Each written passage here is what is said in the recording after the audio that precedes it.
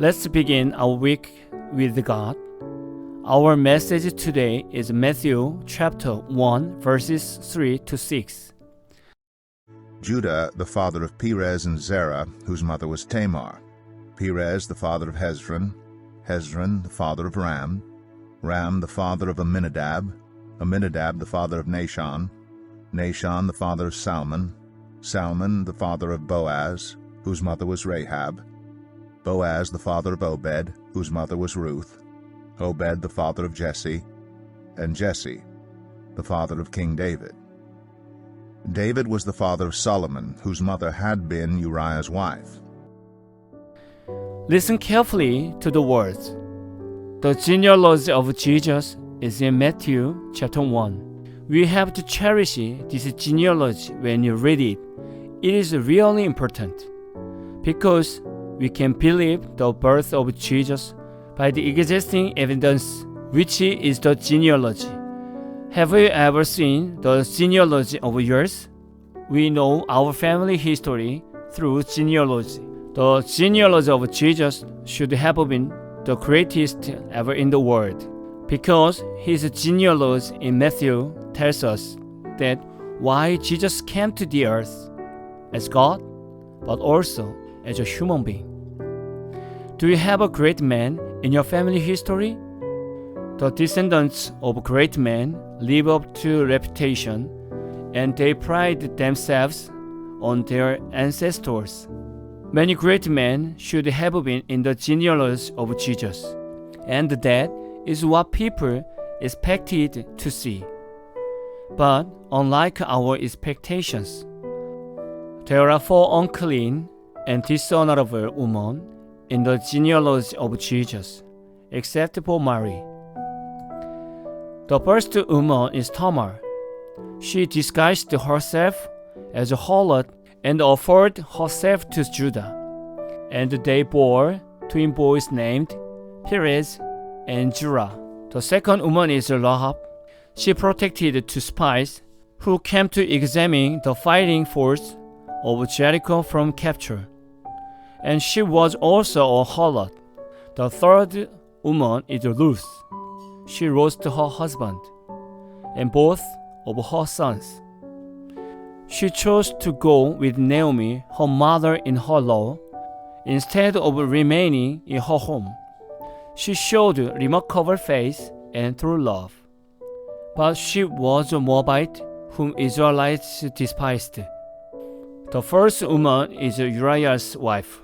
Her name is not in the Matthew chapter 1, but we know her name is Bathsheba.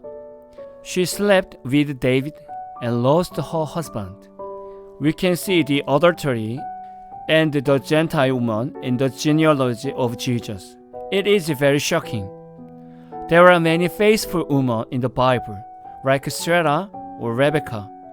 But why Tamar, Rahab, Ruth, and Bathsheba are in the genealogy of Jesus? I want us to meditate on this.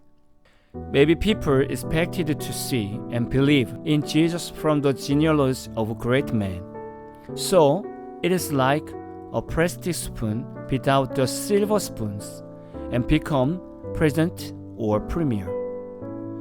What would happen when the plastic spoon becomes the present? He would support and help people who need help and have nothing more than the rich or elites for his country, because he gets their positions. We can find many meanings from the genealogy of Jesus. In Matthew chapter 9, verse 13, "But go and learn what this means. I desire mercy, not sacrifice, for I have not come to call the righteous, but sinners." Jesus came to call the sinners, not the righteous. The genealogy of Jesus was a preview of his ministry. Do you feel abandoned and lonely as Tamar? Do you feel guilty because of the sin as Rahab? Do you feel discouraged because of environments or properties as Ruth? Do you feel pain because people get hurt by your decision at Bathsheba? We are same as the four sinful women in the genealogy of Jesus. But we and four women in the Bible became the children of God through Jesus. Women were powerless, had no privilege, and they were not even counted, but Jesus put their names in his genealogy. Do we deserve to be saved or go to heaven? No, we don't. But what do we do now? We worship God, and we believe in the hope of heaven. I believe our names are in the book of life. What a great honor and grace! Now, not only the Israelites, but also the Gentiles can listen to the gospel because of Jesus. Even the worst sinner can be saved if he just believes in Jesus. This is the gospel, the life, and the way to live.